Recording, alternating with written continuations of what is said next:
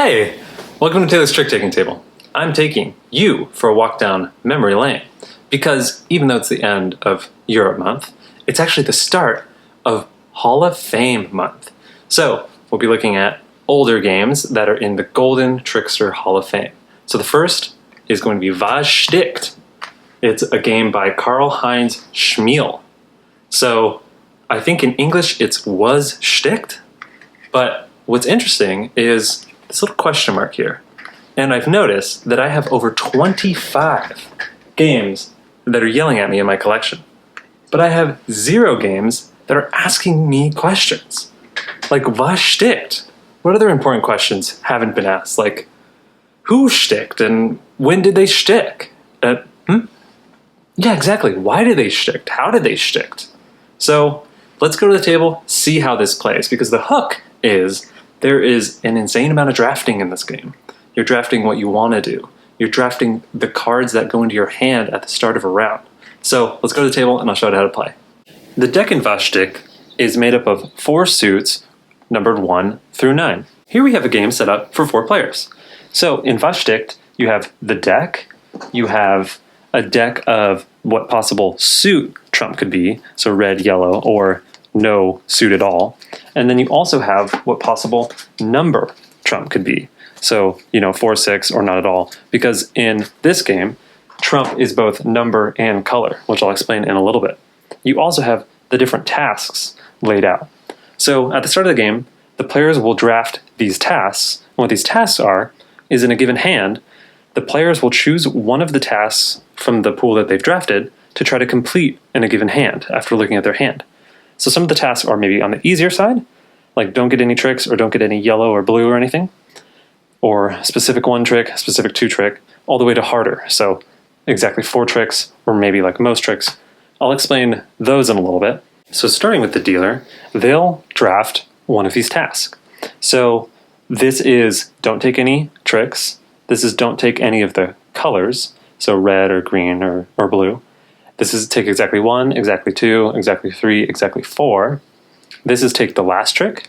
This is take the most tricks. And this is take the fewest tricks. So starting with the dealer, they'll take one of these. So maybe they take the second one. And then it will go to Squirtle. So Squirtle will take this one. And then Beetle maybe is feeling adventurous. They take exactly 4. And this will kind of go out all the way until everyone has 5. Once everyone has 5, you would just take any remaining and put them in the box. Now that the game is set up, it will follow the flow of various rounds until the end game is triggered. So how it'll work is players will draft cards, then play a hand of 9 tricks, all while trying to complete one of their 5 goals. So at the start of the hand, each player besides the dealer will pick one of their tasks that they're trying to complete, and they'll put it forward like so. Players will play the 9 tricks, and then at the end of it, if anyone completes their task, they'll flip it over, and that's 1 task done. Then the next dealer will deal out cards, they'll draft cards, play another round of 5 with different tasks, and that flow will happen until one player has completed all 5 of their tasks. So let's go into this first example round. So how it'll work is it starts with a drafting phase of all the cards. So to make space here, I'm going to actually move all of these a little off to the side, and I'm going to splay out all the cards to show how the drafting works. So before the draft, the dealer will shuffle these 3 piles, and then they will look at the bottom of the 2 trump piles, and that will dictate what suit, so blue in this case, and then they'll shuffle this, and 8. So blue and 8 are the trump, and how trump works in this game is it's both the number and the color. So I'll include on the screen a good example of what it means to have both the number and the color, the trump. But let's say, for example, it's red and 5. So how it'll work is, in here, there's a 5 red, right? That would be the biggest trump of all. So if that was played, it would beat any other card no matter what. And then the number is the next trump. So it would be the 5 in blue or the 5 yellow. Those would trump any other reds. Then it would go reds trump. So the 9 through 1 without the 5 in red would then trump other cards. So it goes number and suit, then number, then suit. So in this case, it was blue and 8. So after the dealer knows this, they'll shuffle these and they'll splay these out in a grid that goes 4 by 9. So I'll do that now. I'll cut and fast forward a little bit. So now you can see this does take up a bit of table space. So here's the grid laid out. So starting with the person to the left of the dealer, they'll get this wooden chip, which means they'll start picking first. And looking at this left column here, Squirtle will grab maybe this one green. So players will be drafting their cards. So then Porco will grab his 8, and then the last one will go to the dealer. So then, since the dealer knows that it's 8 in blue, what they do is they don't actually announce what trump is. What they say is, if these were the cards that were played into the trick, they say what would have won. So since 8 is the trump number, they say actually that this 8 would have won. So that's all they say. They say the yellow 8 would have won. And then the players take the cards into their hand. So players are kind of trying to deduce what trump could be, right? If they're thinking, oh, maybe it's 8, maybe it's just yellow, right? So then the token moves clockwise, and Beetle will start picking. So say they might think it's yellow, so they take the 6 yellow, and then Porco takes the 6 red, dealer picks the green 2, and then Squirtle takes the 3. And then again, the dealer, actually because there's no blue and there's no 8, would just say 6 would won because it's the lead card. So an important thing here is the Beetle led, right? So they led with a 6 yellow. So they won simply because they led yellow there and there weren't any trumps. But so the dealer never says why. They don't say they won because it's led yellow and there's no trumps, right? They just say the Beetle won. So everyone's thinking, okay, maybe it is yellow, right? But also it could just be because it was led. So the other players besides the dealer are trying to eke out what this trump is. So then the players will put their cards into their hand. This would move, and now Porco's thinking, oh, maybe it is yellow. So they think, oh, the 9 of trump, maybe that's pretty good to grab. So then it comes the dealer, and they know it's blue, and maybe they want a strong card. So they take the blue one. Then they say, let's say they take those. So then the dealer says, oh, this one blue actually won. So now everyone's thinking, oh, even though yellow was led, blue won, blue's trump, right? Or maybe 1 is trump. So they're slowly getting more and more information. So then this would move, this one would go out, right? And if it went like this, then they'd say green won because 8 is higher than any blue trump. So now everyone's thinking, oh, the number's probably 8, but the trump's blue. So I think about halfway through the draft, other players kind of know what trump is. But after that, this would move, and then you just kind of keep going around, and everyone would build their hand until they drafted all the cards. In a 3-player game, you would draft 3, right? So let's say this was a 3-player game. They draft 3, and then this last one would just go to the table. So the dealer would still say what won, but these cards that go to the table would just be taken out of the game in a 3-player game. So after the drafting of the cards, everyone has their cards. Everyone except for the dealer will now pick one of the tasks that they're trying to complete. So maybe like Porco Rosso, right, is looking through their hand. They know that 8 in blue is trump, so they really only have 1 trump. So maybe they're not feeling too good. So maybe they look at here and they think, let me try with the end trick. Maybe I'll try to lose them all and then win it with this end one. So they'll put that out. I mean, obviously they don't say that, but they put out their task, and then each other non-dealer player will put out their tasks. So what's interesting about this is the dealer doesn't put out a task, but they are attempting to fulfill one of the other player's tasks. So what's interesting about the dealer not putting out a task is their job is to actually try to find if they can do one of the other 3 tasks and possibly steal it. So how stealing works is if any of the players completes their task, it gets flipped and it just can't be stolen, right? But if any of the players doesn't complete their tasks and the dealer does, then the dealer will steal this and it will count as one of their tasks being completed. And they get to just flip whichever one they want. This would go back as uncompleted to the person. So let's say at the end of the round, Beetle completed this, Squirtle completed theirs, Porco Rosso didn't complete theirs, but SpongeBob here, Krabby Patty, took the last trick. So this would go back to Porco. SpongeBob would look at one of theirs, flip theirs. So, however, if SpongeBob was going for that one, but Porco actually completed it, it can't be stolen. And so SpongeBob just wouldn't be able to flip over any of their tasks. With all that out of the way, it's just pretty much a general, normal trick taker from there. So, there is one caveat though. So, Squirrel's goal here is to not take any tricks. So, they know... that was a dumb thing. They probably wouldn't have picked that because they have the card that would always let them win tricks, right? So maybe they think they're going to take the last one, right? So let's say that they led with this 4 red. So other players would just have to play, the reds, and it's just like a normal trick taker. However, so let me finish this out here. If someone leads with trump, you actually have to lead with trump. So looking at Gelb here, if they have a blue or an 8,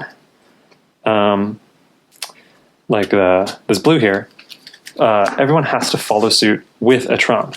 So let's say that possibly, yeah, they'll do that. But let's say if a player doesn't have trump, like I guess the Porco Rosso's hand is a good example. So let's say they don't have any yellow, right? Or sorry, they don't have any blue trump, right? But the 8s are considered trump. So they would have to play this 8 trump. So even though they didn't have blue, they were still forced to play like a trump in this case. And so they would have won that because the number's higher than the suit trump. So that's kind of one peculiar aspect of the card play. Other than that, it is pretty smooth though. So like yellow falls it with yellow, things like that. So this would all play out, the 9 cards. You'd see who fulfilled their tasks. If they fulfill them, it counts as flipped, and go off to the side. I think this is open information though. So you can keep it up or just move it to the side or count it as marked in however way you want. If the dealer fulfills any of the non-fulfilled ones, they steal it and count it as them having fulfilled one of their own tasks. And it can be whichever one. So if they stole that, they can just pick, probably a harder one or something, that specific 3, and they would flip any one of their fulfilled tasks and count it as fulfilled. Then the dealer would just go to the next person. You'd shuffle these up, shuffle this, do the whole dealing part again, and you would keep playing until someone has completed all 5 of their tasks, and they're the winner. So that is Sticht, and what a great game. I totally understand why it was Spiel des Jahres recommended in 94 and why it's in the Hall of Fame. The aesthetic is lovably 90s, I'd say.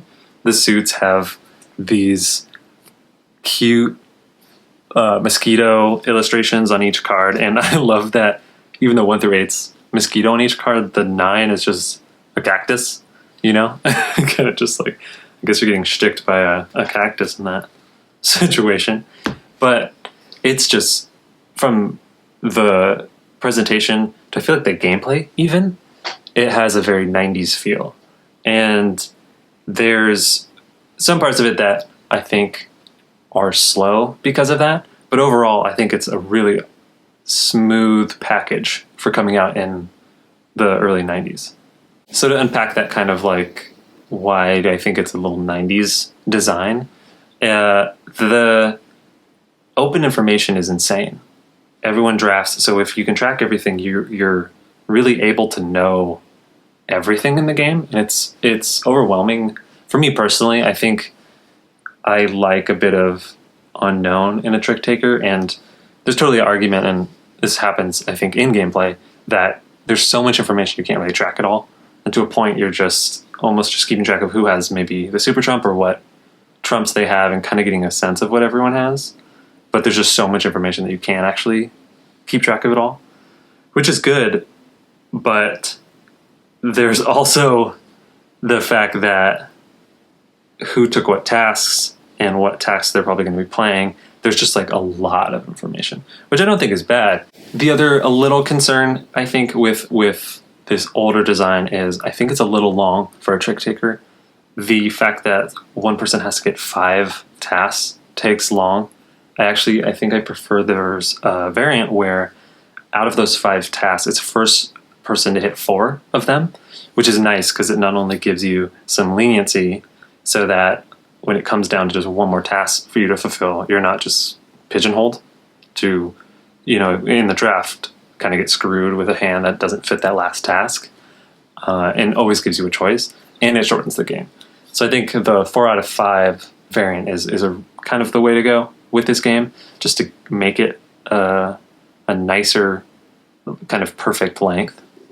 But one of the good things I think about the 90s design is it's so open. You have a ton of information, but you can use that in such an interesting way when you pick the tasks.